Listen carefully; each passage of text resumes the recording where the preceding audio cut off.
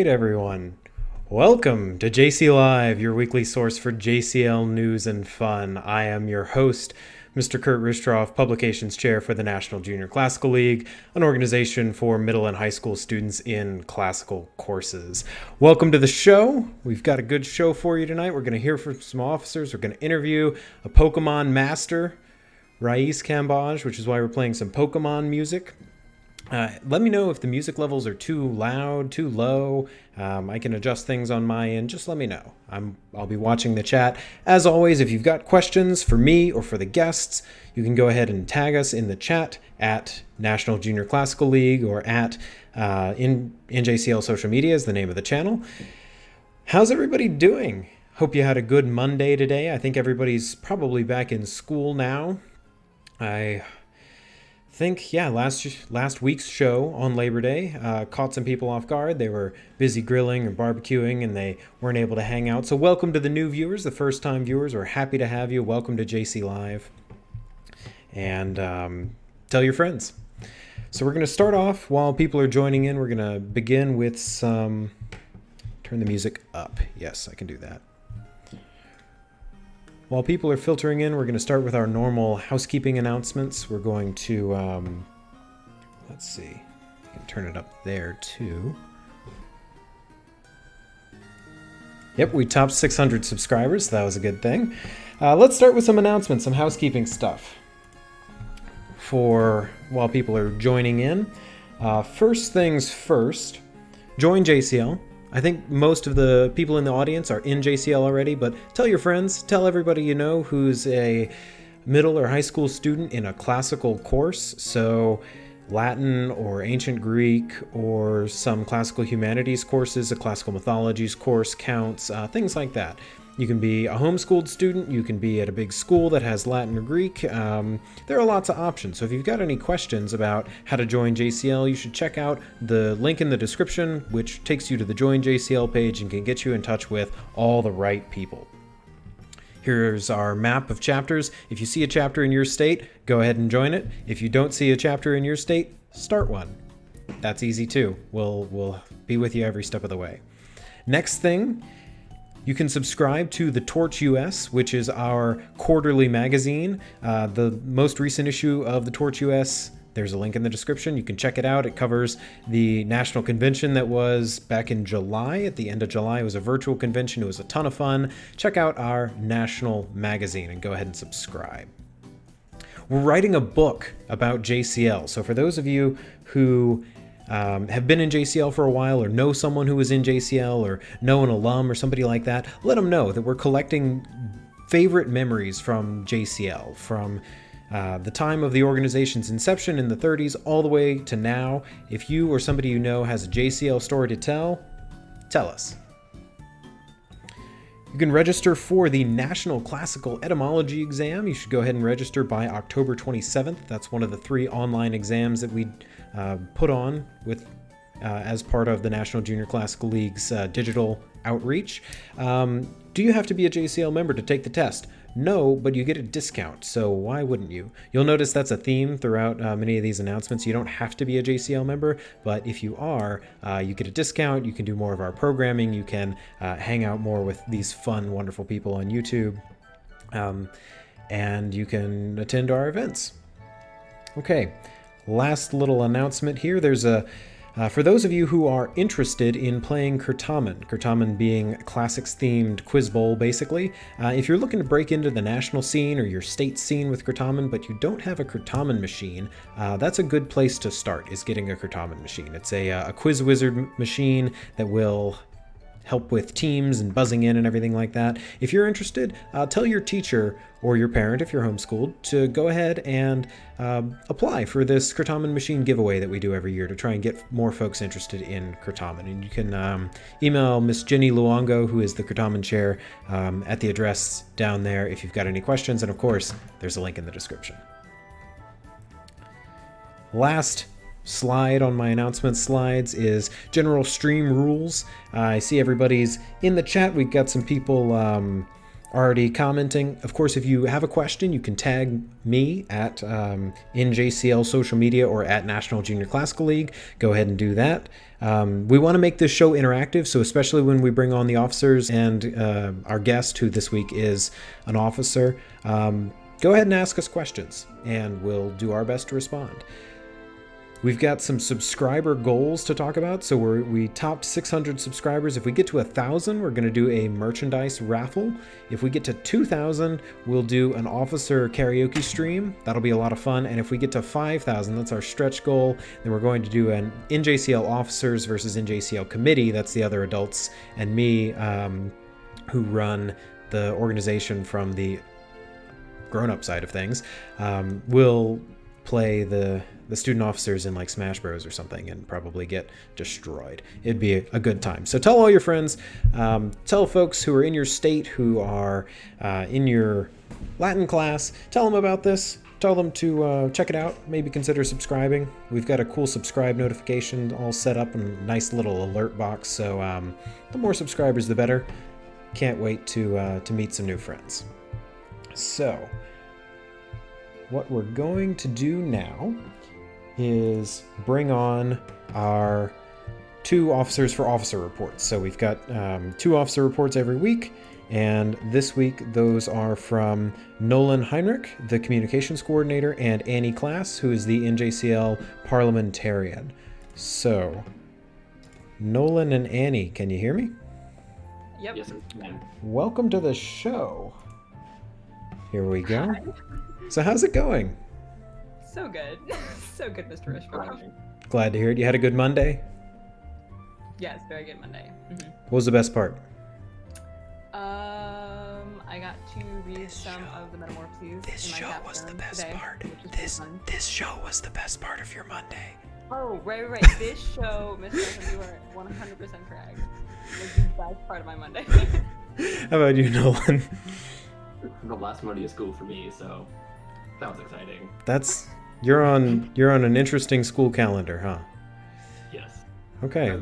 So now you get fall vacation? Yeah, we get 3 weeks for fall vacation, and then another 9 weeks back in school. Okay. Well, enjoy your 3 weeks off. We'll see you next week in the chat. And in a couple of weeks for our feature. I forgot to say, I was doing announcements and I forgot to say it. Next week's show, we have a special guest. We're taking a break from the officer interviews and we're bringing on Magister Kraft, also known as the guy who does classics environments in Minecraft. So you want to see the Colosseum in Minecraft or the Roman Forum in Minecraft or other classics relevant environments and locations in Minecraft, tune in this time next week. Tell all your friends. Hopefully talking about Minecraft will really boost us in the YouTube algorithm, so we'll see. And we're very excited to bring on Magister Kraft. He's a really cool dude. So see you next week for that. But for now, Nolan and Annie are going to give us an update on what they've been working on. So Nolan, why don't you take it away? Okay. Howdy, everyone. For those of you who don't know me, I'm Nolan Heinrich from North Carolina, and I'm so excited to serve as your national cook-up this year. I've got some great stuff in store. One of my main jobs is to administer the website contest. I'm going to walk you through what it takes to submit and crush it in the website contest. First of all, what is it? The website contest is a pre-convention contest which allows local and state webmasters to show off their web design skills. What's the first step? Create your website.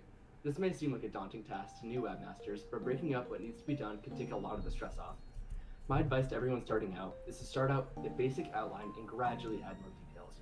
Add all of your text that you want on, as well as many photos as you can first. Then start formatting, adding fonts, buttons, links, etc. This process helped me a lot in creating our chapters website. Do note though, you do not have to have a domain name. Having .weebly, .wix, or other website shorteners are not held against anyone judging, so it doesn't cost any money to create a website. Next up, submit.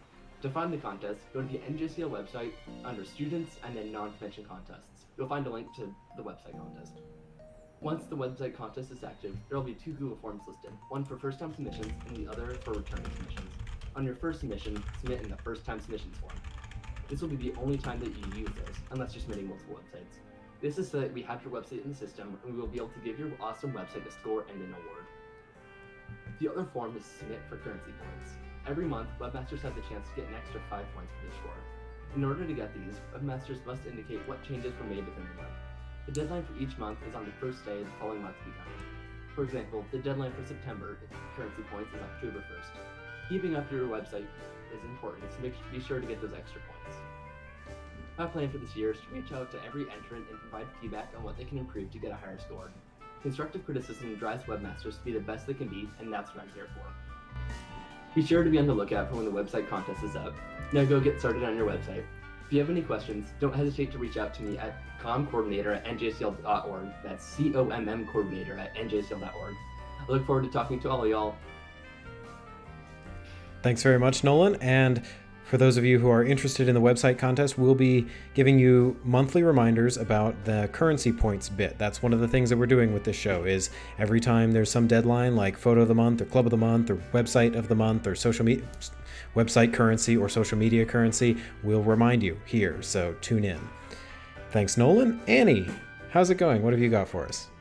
It's good. Hello, everyone. My name is Annie. I'm your NJCL parliamentarian this year, and I wanted to just kind of recap on what I've been doing basically since getting elected in July. First and foremost, my main responsibility obviously lies within the Constitution.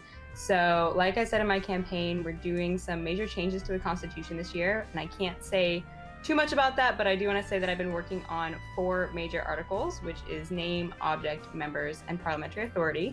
So I've been doing those basically this past month, and then I have a meeting coming up with Mr. Compton, who's the National Constitutional Advisor, I think it's a Sunday, if I'm not mistaken, where we'll be going over those articles, and then this next month I'll be working on the next 4 articles. So what I've basically been doing is making a schedule for the different articles that I'll be working on, doing those articles each month and then submitting them to Mr. Compton. And then by the time that fall planning comes around, I will submit all of those amendments to the National Committee. So that's kind of a little bit about my job there. Aside from the Constitution, I have been working really heavily on the Youth Parliamentarian course, or the YPC. And I kind of had to redesign that. So we originally had the idea of doing it on Adobe Captivate, and that was kind of what I had said in my campaign. But because that's just really hard to get on the website and be able to do that monthly, I'm actually doing it via Canva. So basically what's going to be coming out this September is the video module, the worksheet module, and the notes module. So if you are a state or local party who's watching this, that's definitely something to look out for, especially if you're looking to run for an office this coming year. Having that under your belt as a qualification could be something that would be really, really good in terms of your campaign. And the first one, again, is going to come out later in September, and it's about the deliberative assembly. So that basic party jargon that we're going to be going over.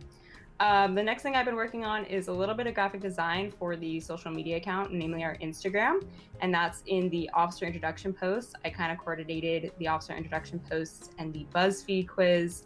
I also created some of the graphics for the JCLive post on Instagram. So kind of been doing a little bit of design in my free time, which I am very, very excited about because I love the design aspect of the JCL. The next thing I've been doing is a little bit of work on the election handbook. This is something that is going to be separate from that campaign corner that the National Party usually works on.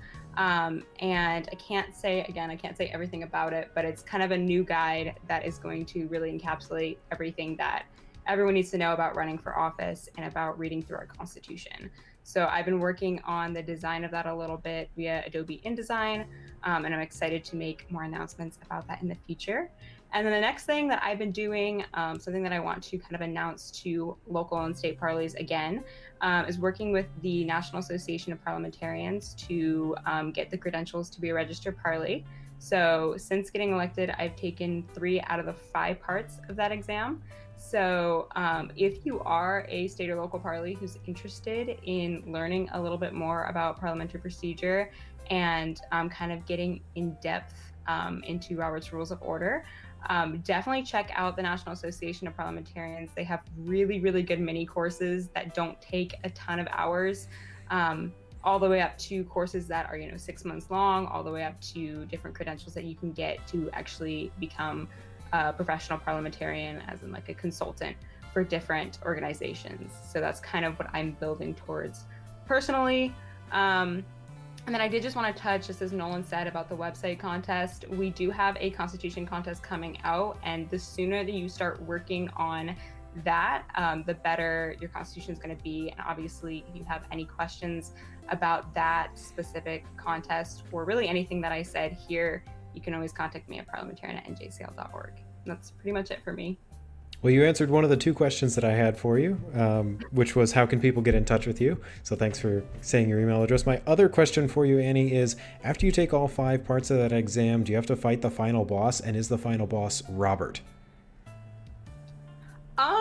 I don't think so. I don't think that I have to actually be in touch with Robert. I wish, but no. I mean, I think you basically just get credentials to work as a parley, basically, to be a consultant on the website. It's pretty cool. It's pretty cool. I really like it, but I'm also a parley nerd, so that's probably why. But if you're a parley nerd, it's something that you might want to look into. And you can email me about that as well. Well, thanks so much to both of you. We look forward to bringing you on the show in a couple of weeks for your full-length interviews. And in the meantime, feel free to hop in the chat, hang out with the JCLers. We've got a lot of chats coming in, calling y'all queens and kings and things like that. So feel free to hang out, and we'll see y'all later. Thanks so much. Thank you, Mr. Cheers.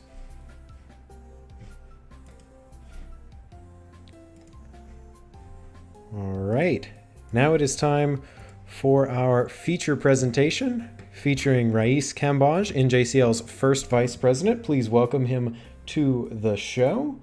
Hey Rais, how's it going?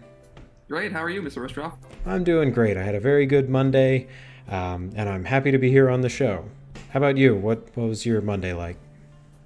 Well, I heard you talking to the other officers, so my Monday was amazing because, of course, JCLive. But... Yeah, see, we didn't plan that at all. It was totally unscripted, natural, organic, and free range. Yeah, makes sense. So, you're back in class. How's that going? Oh, yeah, school started like a month ago, so Okay. I've already had like time to get readjusted to the entire new system to deal with like COVID and everything. Good deal. What's the system that y'all are following? So we're doing like a hybrid model where like every other day,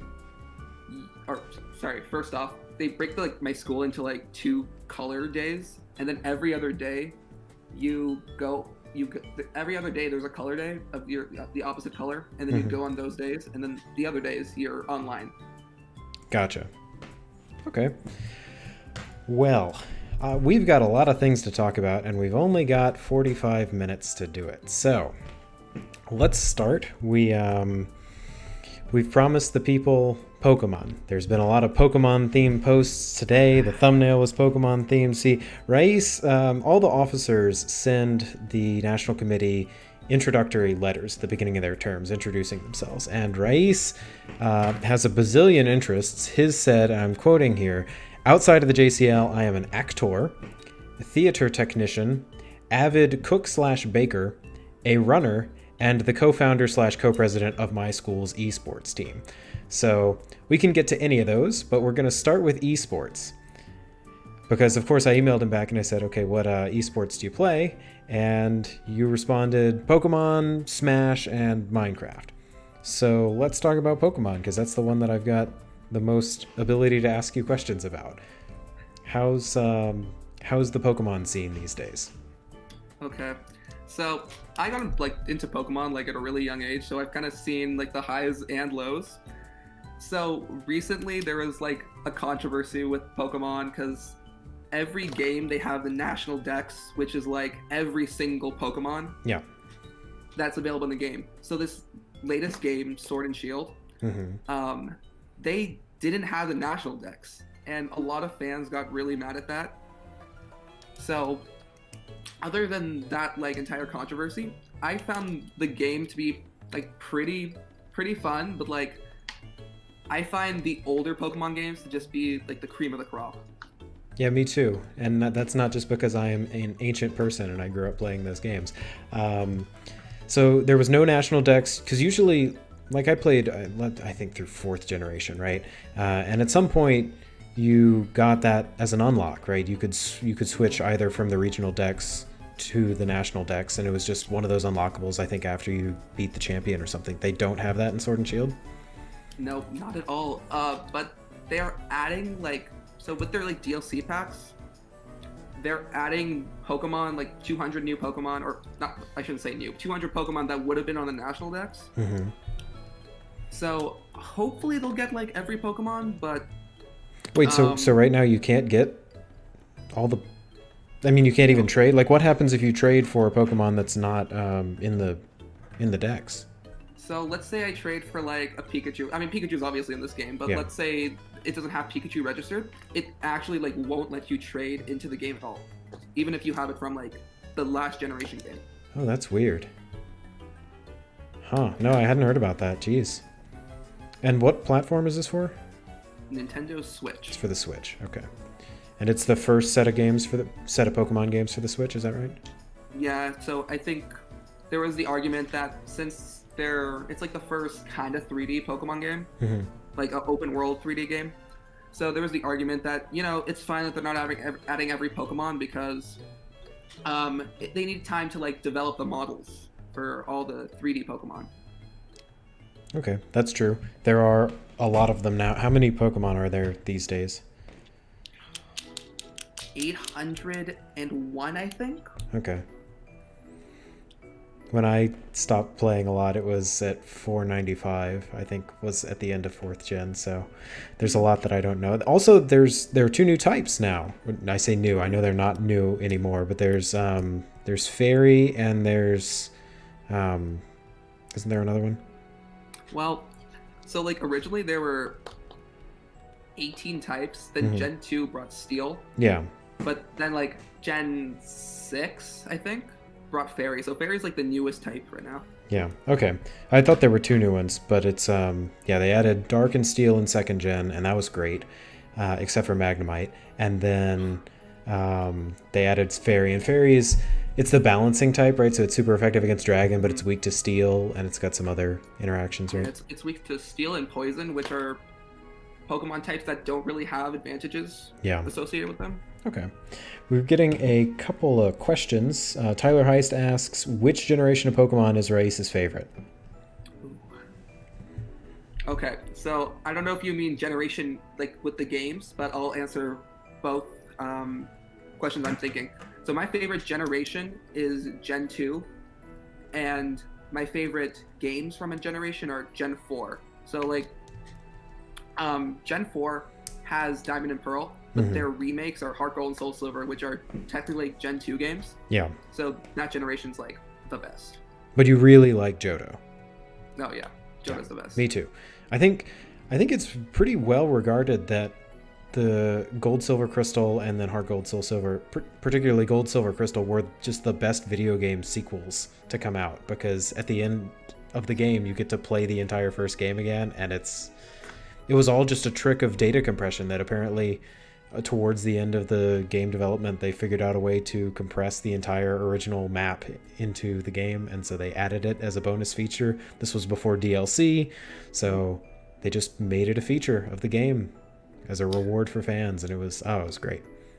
And then, like, also, besides the 2 region thing, the greatest feature they added was having Pokemon walk behind you.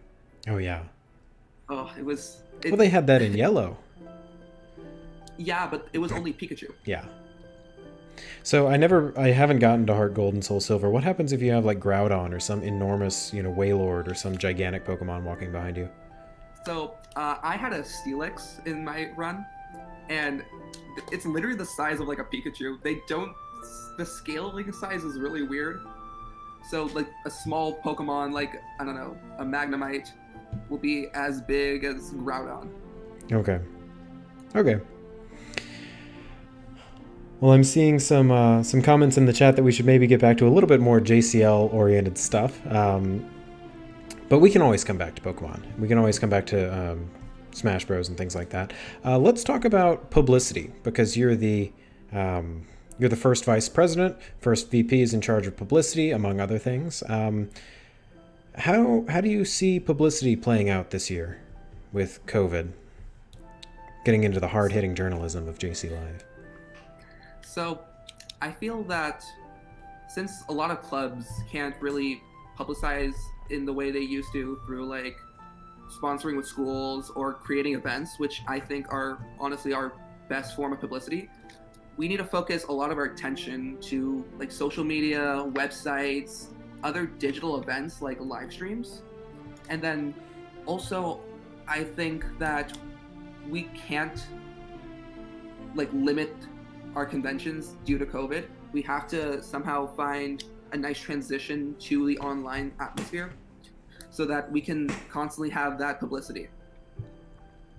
So I know one of the best ways of publicizing JCL, at least when I was in high school, was other clubs at my school would hear about JCL. You know, anytime there was a school spirit activity, they would just say, "Hey, JCL, you're on. You guys are the loudest on campus. You know, come on out." Mm-hmm. And so other people in the high school would hear about JCL, and then maybe they'd tell their parents or something like that. What's some of the best publicity you've ever seen?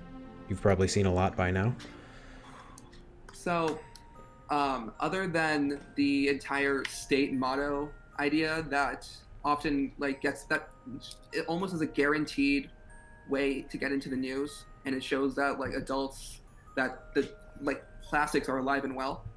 I think that some of the best methods of publicity would be like legal doctrines. So like getting National Classics Week officially recognized, at least in Nevada.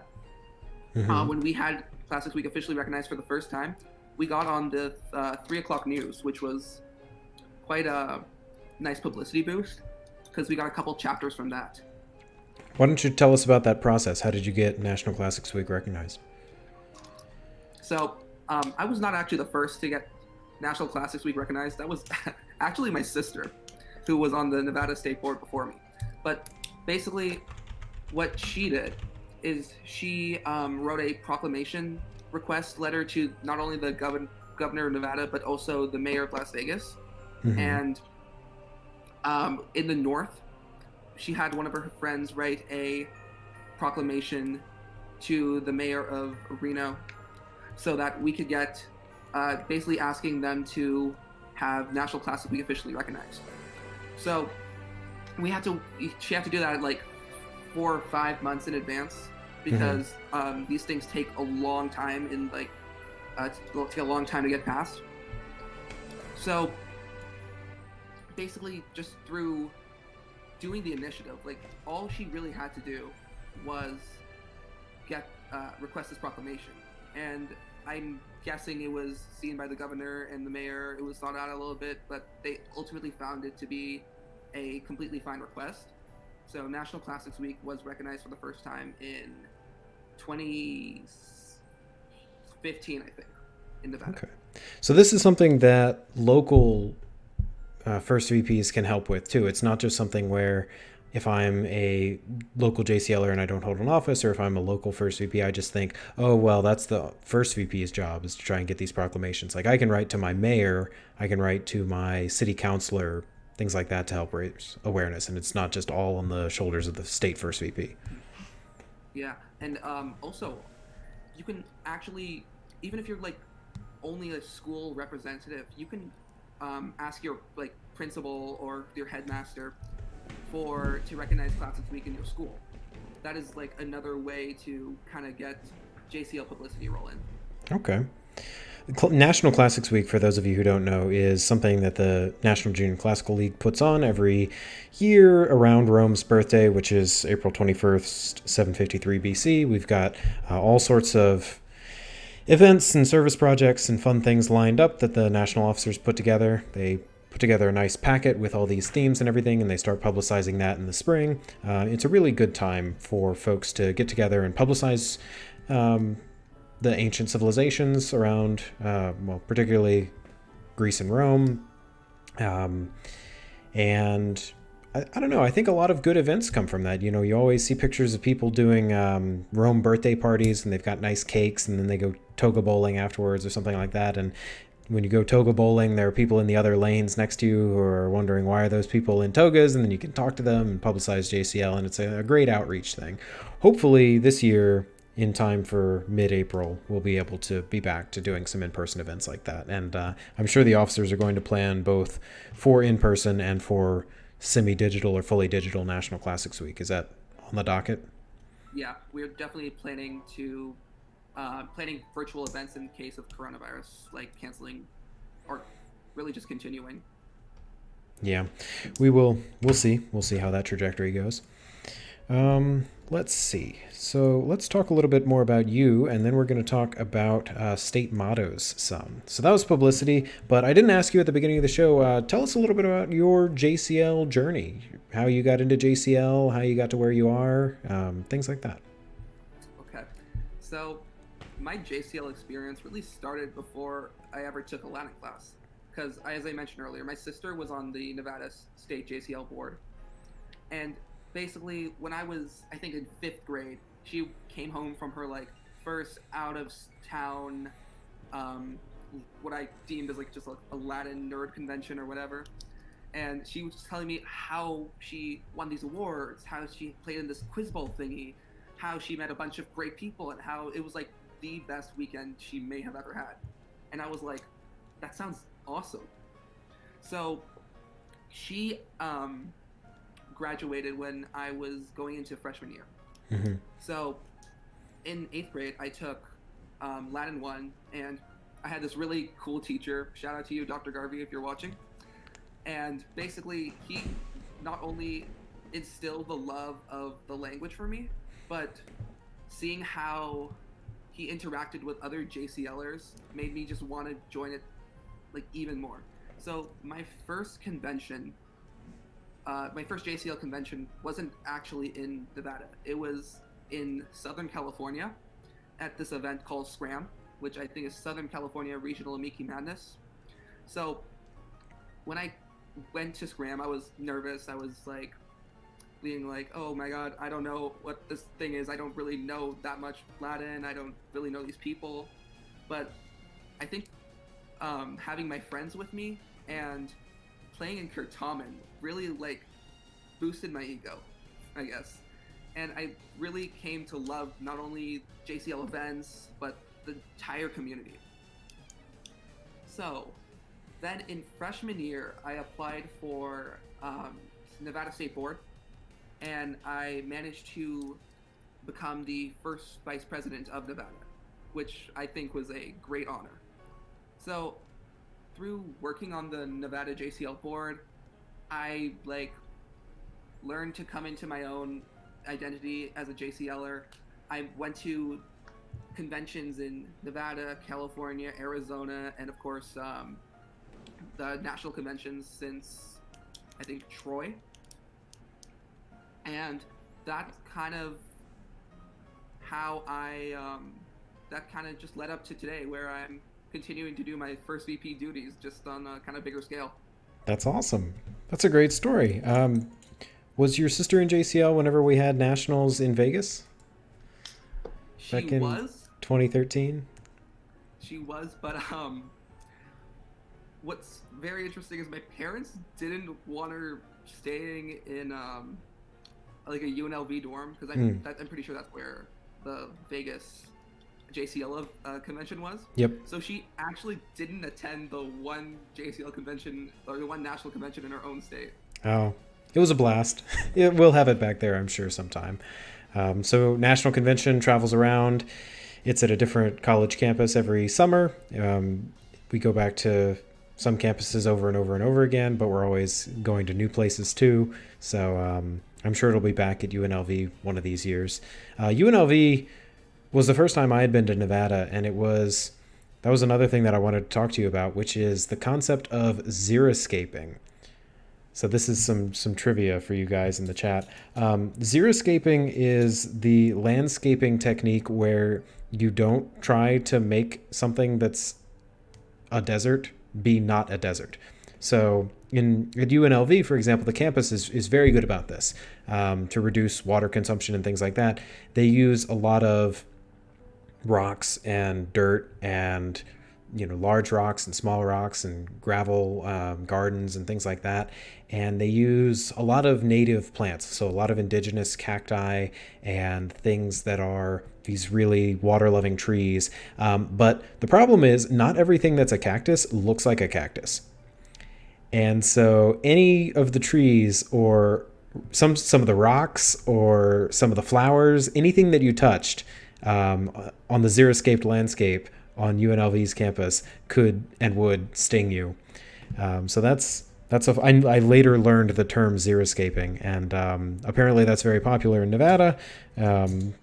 Is that something that you've talked about or learned about in school, or water conservation or something like that? Well, okay, I'm gonna be completely honest. I hadn't heard of the term xeriscaping until you just mentioned it, but I think the general idea of xeriscaping was covered in like my Nevada history classes and things like that. Because I don't know if you guys know this, but Nevada is in the middle of a desert. So water is kind of like a pretty precious resource. I mean, we have like working plumbing and everything, so that's fortunate. But I think the statistic is like 1 in 8 people in Nevada are dehydrated because it's that easy for like water to evaporate in this place. So, in Nevada, besides the main, in Las Vegas, besides the main strip area, many of the like suburbs and this real city of Las Vegas itself has basically barely any plants. We have like shrubs and yucca and cacti, but trees other than sycamores, for some reason, are basically non-existent here. Well, I'm not surprised you said eucalyptus trees, some? Oh, yucca. Oh, yucca. Okay. I ask because there aren't a lot of trees that have evolved to live in deserts, but yucca's one and eucalyptus is another. This is another fun fact for those of you in the audience.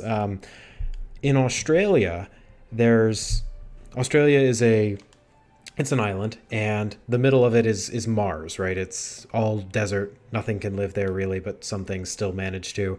And the coast is temperate in a lot of places. And so there's a lot of vegetation along the coast, and then there's nothing in the middle, and then there's an area in between called the bush. And that's where a lot of eucalyptus trees grow, and there are some areas of the bush that really extend into the outback, and they've got some trees that manage to survive. So I'm not surprised that there are some trees that manage to make it in Nevada. The yuccas and some of the cacti. I know cacti aren't trees, but some plants make it. Life finds a way and all that. I made an error last week in talking about Jurassic Park. I didn't realize, it's been a long time since I've seen the movies, and I didn't realize that the two main characters are not in any kind of relationship, but that they are teacher and student. I didn't realize that. I'm sorry. I didn't know the Jurassic Park deep lore. I haven't read the book. I'm sorry. My apologies to those of you who were upset. Mea culpa. One more thing about Nevada before we go on to talking about state mottos, and that's what is the state's JCL shaped like? I know there's Vegas and there's Reno, and what is there in between? How does that look? Okay, so Nevada is very unique, at least geographically situated, because we have our most populated area, which is Las Vegas, right in the south of Nevada. Mm-hmm. And then in the north, we have Reno, our second most populated area. And then in between that is all desert. I don't think we have any chapters between other than chapters in those two cities. And how far away are those, driving wise? It's 450 miles, I think. Oh, so what do you do for state convention? What do you do for state events? So, for many state events, we have many schools fund our JCLers to go to the north or the south, depending on the year, mm-hmm. for the one big JCL event. But we've started incorporating online aspects, especially with COVID, to kind of make every local convention a state convention in a way. Because it's as easy as someone logging onto their computer to really get involved in our local conventions or Kurtamina or whatever. Mm-hmm. There are a gazillion people asking me to do an Australian accent in the chat. I did spend a decent chunk of time in Australia. Well, it's interesting, right? Because originally I could not distinguish the difference between a South African accent, an Australian accent, and a Kiwi accent, a New Zealander accent, right? And I no longer have that problem because the Australians talk like what you think Australians are going to talk like, right? There's a lot of mate. There's a lot of, oh, we gotta help you out, you bugger, and things like that. And then you go to New Zealand, and every sentence is a question. They say, welcome to New Zealand. We're happy to have you here. We hope you enjoy your stay in New Zealand. And then the South African accent is, the vowel inflections are slightly different. So they'll say, like the way a South African would say South Africa is more like South Africa, whereas an Australian would say South Africa, and a New Zealander would say South Africa. So there are these subtleties. You'll pick up on these if you ever manage to make it over there or watch some, I guess, Australian podcasts or something like that. It's a great set of accents, great set of dialects. I didn't really have an ear for it before going, but I'm glad that Latin taught me a little bit more about vowel sounds and language construction and things like that, because it helped me pick out those accents. Okay, I see the chat's just, I think it's moved on. Great. So let us talk about one of your big initiatives for this year as National First Vice President is to, well, you describe it. Okay. I think I know what you're talking about. So I call it the State Motto Initiative, where the name's slightly misleading. I'll explain why later. But the main goal is to have as many states as possible work together to gain a Latin state motto for their respective states. So right now, I think there are 23 states that have Latin mottos, and Washington, D.C. and Puerto Rico also have Latin mottos, but that leaves 27 other states that have no Latin representation in their mottos or seals that we can really work from. And then for any other state that already has a Latin motto, the second part of the State Motto Initiative is to work with them to gain some type of classical legislation, such as a Latin motto on their seal, which is different from the Latin mottos in many states, or legislation to just support the classics, maybe petition for recognition of other classics holidays. I don't know, Ides of March, Classics Week, Lupercalia, Cerealia, and just to basically make the JCL more known by using the legislature as our means. For the record, I just Googled Australia Latin mottos to see if Australia had any Latin mottos, and the first thing that comes up is the University of Sydney's motto, Deo Patriae Tibi, translates to "For God, my native land, and thee," but I suppose it would have to be Deo Patriae Tibi. I don't even know. I'm trying to do Latin in another language. That's rough.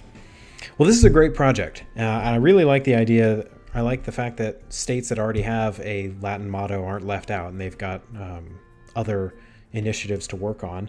One of the things that I like the most about JCL is the transferable skills. So for a lot of folks who are in JCL, they get really into making a website or art or performing art or sports or leadership or something like this. Of course, many of them become classicists and get really into Latin and Greek and the classical languages and classical pedagogy and go on to be academics or teachers. So there are lots of transferable skills. People who get into writing publications go on to do that, either as a hobby or, or semi-professionally or professionally. So there's a lot of transferable skills that you can get from JCL, and we're going to work on one of those transferable skills tonight, which is people who are good at Latin and particularly who are good at Kurtaman, are really good at the specific subset of trivia questions that are concerning state mottos, right? Because I know there are a lot of Kurtaman questions about state mottos, and we're going to go through some state mottos today. For the next time you're in a restaurant and you're at Buffalo Wild Wings and you're enjoying a Captain Crunch blender smoothie after your boneless wing night Thursday, and you happen to look over and see that there's trivia on the TV screen, and one of the questions is, which state in the US has a motto that's in French? And you might not know the answer, but after tonight, you will. So let's take a look at these, Rais. Can you see my screen? Can you see the list of US state and territory mottos Wikipedia page that I have pulled up? I actually cannot. Oh. Well, that's no good. It's okay. I can just watch the YouTube stream to see it. How about you pull it up? Yeah, and we'll follow along. So let's go through this. Most of the US's 50 states have a state motto, as does DC, and as do 3 US territories. E pluribus unum is on the Great Seal, but it's not actually the US's motto. Oh yeah, South Carolina wins your project, because South Carolina has 2 Latin mottos, which I didn't know. And then several states, Kentucky, North Dakota, and Vermont, have 1 in Latin and 1 in English.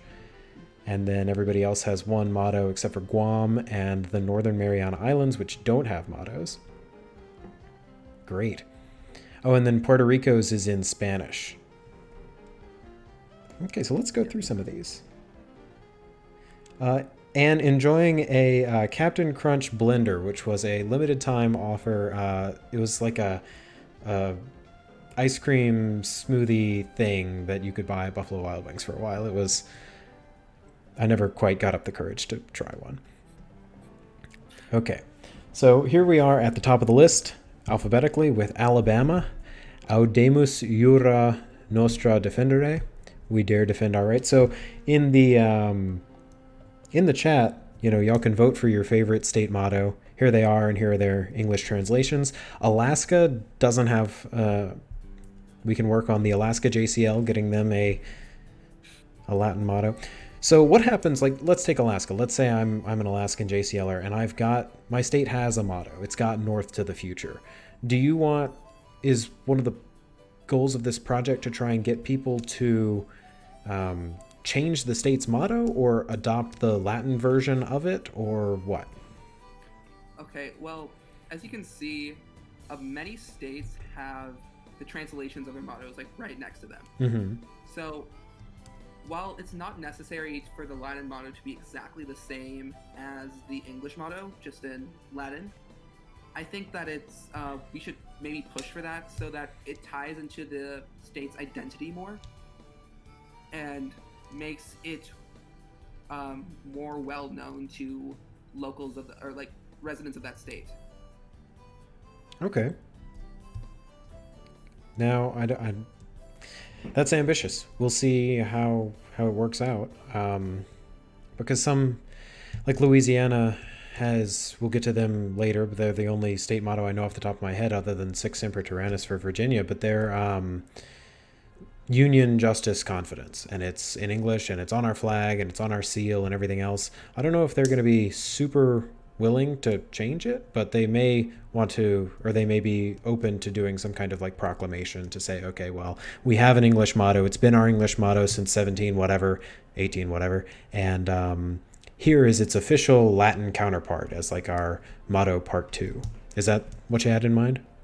Yeah, I feel like it also is easier to get legislation passed that for a translation more rather than an entire new motto, because the new motto kind of has to tie into the state's identity. Yeah. But the Latin translation already ties into it by just being the state motto itself. Yeah. Well, we can definitely, that's very doable, I think, getting people like Alaska, like Delaware here, liberty and independence, easily translatable to Latin. Let's see. We've got Arizona, Ditat Deus, God enriches. Arkansas, the people rule. Regnat populus. These are... So in the chat, what are y'all's favorite mottos here of the ones that are on the screen? I'm just slowly going through the list. Florida, in God we trust. Very easily Latin translatable. So the ones I've seen so far that have only an English motto and not a Latin motto. Well, props to California for having a Greek motto. Theirs is Eureka. Very fitting with a lot of the tech companies out there and you know, biotech and people who are inventing things and discovering things and working on things like that. We are, of course, the National Junior Classical League, not the National Junior Latin League. So we're happy to see both Latin and Greek state mottos. But yeah, looking at these ones that are just English, Alaska's North to the Future, Delaware's Liberty and Independence, Florida's In God We Trust, Georgia's Wisdom, Justice, Moderation. These can all be translated. And some of these are our bigger states. You know, Georgia, we've got a big JCL there. Florida, huge JCL. Y'all can definitely write your mayors, write your senators, write your state legislature and your governors or your governor and try and get this rolling. I think that's a very, very good project. The Hawaii motto is in Hawaiian, so we'll... that might be hard to Latinize. Yeah. Well, we can Latinize the English version of it, but that's very interesting. Illinois, State Sovereignty National Union. Our national president, for those of you who tuned in last week, Daniel Newgarden, is from Illinois, so I think he could have some sway if he marched up to the governor's office and said, hey, you have nothing else going on right now. Why don't you work on this Latin motto idea that I just had? That could be fun. Indiana, the crossroads of America. Very interesting. Iowa, our liberties we prize and our rights we will maintain. All of these would sound great in Latin, in my opinion. What do you think, Raees? I think the majority of mottos will sound like pretty natural in Latin, except, of course, the Hawaiian one. That might be the only state that would be rather difficult. Yeah, there are some that aren't in English. So there's the Hawaiian one is in Hawaiian, and then Maryland's motto is in Italian, and I don't know how to pronounce Italian, so I'm not going to try and say it. Yes, I am. Fatti maschi, parole femmine. Strong deeds, gentle words. I mean, it's halfway there. It's halfway to Latin already. I feel like this motto is probably the easiest. Which one? The Maryland motto. Oh, yeah. Just because Italian and Latin are probably the most closely related of the Romantic languages. Yeah. Well, Massachusetts has a great motto. Ense petit placidam sub libertate quietem. By the sword we seek peace, but peace only under liberty. Wow. Great. Yeah, and so here we are down at Minnesota, which is our entry on the list that has the French motto. Who would have thought? Like, if you had come up to me on the street yesterday before I got ready for the show and said, hey, Kurt, what state in the Union has a French motto? I'd say, well, I know it's not Louisiana because I know theirs. I have no idea. And it turns out it's Minnesota. So that'll help you in trivia night one night when you're getting a brain freeze from your Captain Crunch blender at Buffalo Wild Wings. You'll look over at the TV screen and you'll go, I know the answer. It's Minnesota. There you go. And if you notice, Minnesota also has a Latin motto, so they're not mutually exclusive. Wait, they do? Oh, I don't see it. It's Quae sursum volo videre. I long to see what is beyond. Oh, great! I missed it. Ooh, I might be on a different page than you, but well, no, good for Minnesota. Montana's is also in Spanish. Oro y plata, gold and silver. That's gonna be easy. Yeah. But look at all these states where we have JCLs. So Nebraska, equality before the law. There's a Nebraska JCL, Nevada JCL, all for our country. That's you. That's on you. You can get that translated to Latin. New Hampshire, live free or die. That's going to sound great in Latin. New Jersey's liberty and prosperity. That'll be good in Latin. Yeah. New York, Excelsior. Yeah, that's another classic. Ha. Then North Dakota has Liberty and Union, now and forever, one and inseparable, as its English motto, and then Serit ut alteri cyclo prosit, one sows for the benefit of another age. And that one, I believe that was JCLers. I think that was Mr. David Volk and others were the ones who campaigned for the adoption of North Dakota's secondary Latin motto. So that's another option, right, that people can do, is instead of just translating their motto into Latin, they can adopt a second separate. Yeah. Which are you're gonna have a packet or something to distribute to JCLers that explains all of this, right? I should have my state motto initiative packet done by at the very least the end of 2020, because the majority of state legislatures reconvene in January 2021. Mm-hmm. So having the packet out before then is pretty essential. Yeah, we'll probably have you back on the show to go through it. This is a great idea. Which other ones? Oh, esse quam videri for North Carolina, to be rather than to seem. That's a famous one. Which ones are you looking at right now, Raees? I'm probably more concerned, at least what I'm looking at, with the simple English mottos that can be easily translated into Latin. Like Rhode Island's is hope, and Texas is friendship. Yep. Like these single word mottos, I think will just work really well. And I think the Texas JCL, there are certainly a lot of them. So if the Texas JCLers start working on their local representatives and maybe sending letters to the governor's office, we could try and make this happen. It happened in North Dakota. That was Mr. Volk. I got confirmation in the chat that was... Well, thank you, Tyler, for posting the link to it. And I believe that Vermont also had a Latin translation of their... Or I believe Vermont had a translation or a Latin motto passed in 2015. Awesome. Which one was that? I'm sorry. Vermont. We'll get to them. Almost down that far. Tennessee's is agriculture and commerce. That is a good candidate for this year with our theme. Each harvests one's own farm. Be a good year to go to the Tennessee legislature or the Tennessee governor and say, hey, we've got an agriculture-themed Latin NJCL theme this year. Should go ahead and recognize that by adopting the Latin translation of agriculture and commerce for the Tennessee alternative motto. Cool. And you said Vermont, so Stella Quarta Decima Fulgeat is the is recent, you said? Yeah, April 10th, 2015. 2015. Cool. And now we're down to the end of the list. Wisconsin, forward. Come on, Wisconsin. Y'all can affect that change. That'd be a great exercise in civil liberties and or civil participation, and it'd be fun. I know a lot of people, when they're in high school, their teachers will say, okay, well, we're going to go to the state legislature and we're going to watch the law happen, or we're going to watch the civil process happen. This year, that's a little bit harder because, of COVID, but this is a great opportunity, I think, for Latin teachers to say, look, we're going to participate in the civil process. We're going to write our representatives and try and get something moved forward. Okay, we've got a couple of minutes left, just a couple of minutes. Are there any other questions from the chat before we wrap things up? And Raees, did you have anything else that you wanted to say, or anything else the JCLers should know about you?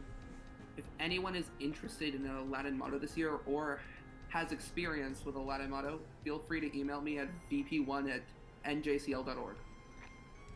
Awesome.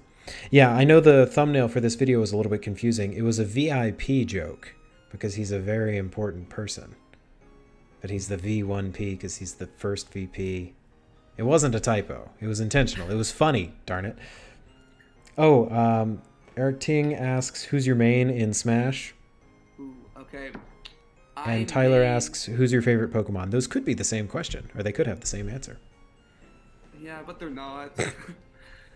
So, my main in Smash, I main two characters. Terry Bogard, and then Lucas.